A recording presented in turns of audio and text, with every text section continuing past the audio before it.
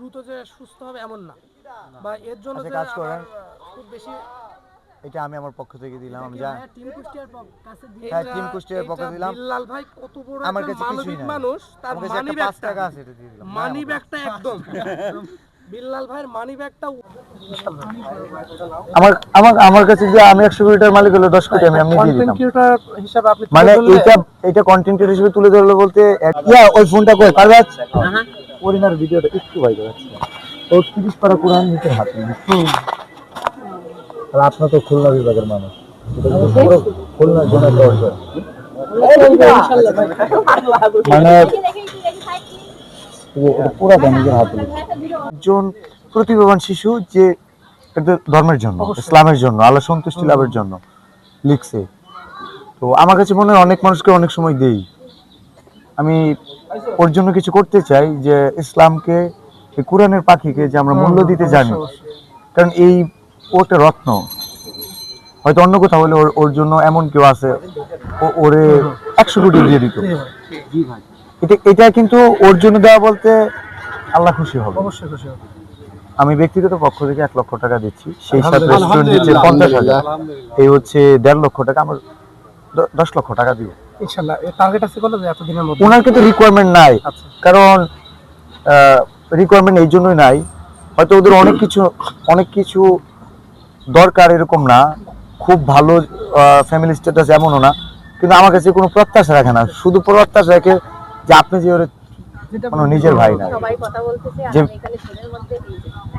আপনি তাকে ভাই মনে করতেছেন। তো আমি চিন্তা করলাম যে ছোট্ট একটা শিশু যদি 9 বছর বয়সে পুরো 30 পারা কোরআন লিখে, আমরা তাকে সম্মানটা কিভাবে দিব, সম্মানটা কিভাবে দিতে পারি? এখন প্রত্যেকটা জিনিসেরই না জাজমেন্ট হয়। দুনিয়াতে যেমন অর্থের মূল্য আছে, পরকালে নেকির। আমরা যদি বলি আমার আজকের দিনে নেকিটা নিয়ে সম্মান, হ্যাঁ আমার আজকের দিনে নেকিটা নেন বা আমার সারা জীবন নেকি নেন, আমাকে 1 লাখ টাকা দেন, কেউ দিবে না। কিন্তু আবার পরকালে যদি বলেন যে আমি দুনিয়াতে রেখে আসছি যত সম্পত্তি নিয়ে নেন, আমাকে একটা নেকি দেন, কেউ দিবে? তো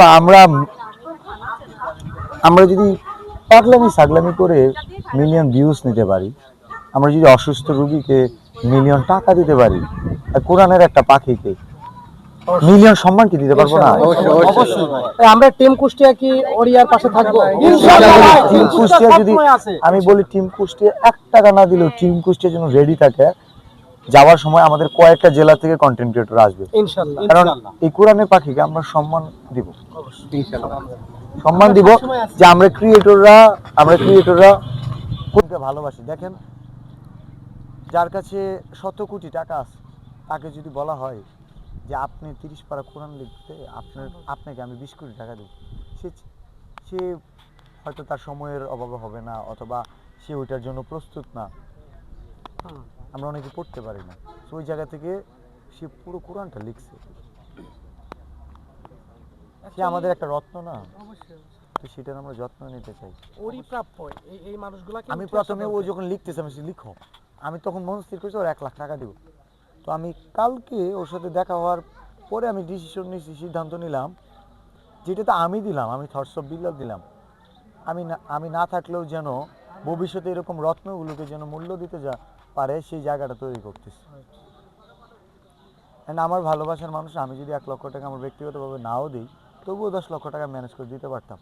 বাট আমার কাছে শান্তি লাগলো, জীবনে টাকা অনেক কামাইছি, কিন্তু এই টাকাটা দেওয়ার যে সুযোগ পাইতেছি, আল্লাহ যে এই সময়টা, এই হায়াতটা রাখছে, এটা অনেক। এই যে আপনি যখন প্রথম 3 মাসে যে 44 লাখ টাকার কথা বলছিলেন, সাহস করে বলছিলেন, কন্টেন্ট ক্রিয়েটর হিসেবে কেউ বলে নাই। না ভাই, আপনি অনুপ্রেরণা হলেন। দেখেন আলামিন ভাই কিন্তু আপনার সামনে কিন্তু উনি বলল কত লক্ষ টাকা দিয়ে জমি কিনছে কন্টেন্ট তৈরি করে সেখানে, তাই না? কিন্তু এই সাহসটা কিন্তু আসে নাই কন্টেন্ট থেকে যে টাকা ইনকাম করে এই মানুষদেরকে এই মেসেজটা কেউ দেয়। আমার কাছে কেন জানি মনে হয় একজন ডক্টর, ইঞ্জিনিয়ার বা বিসিএস ক্যাডার, তাদের ক্যারিয়ার অনেক ভালো, তাই তো? এখন কিভাবে ডক্টর হয় সেটা কিন্তু বলে, কোন সায়েন্সে পড়বে না আর্টসে পড়বে, রাইট? তারপরে কোন ইউনিভার্সিটিতে পড়বে, কোন মেডিকেল কলেজ র্যাঙ্কিং আছে, তারা জানে কিন্তু। And doctor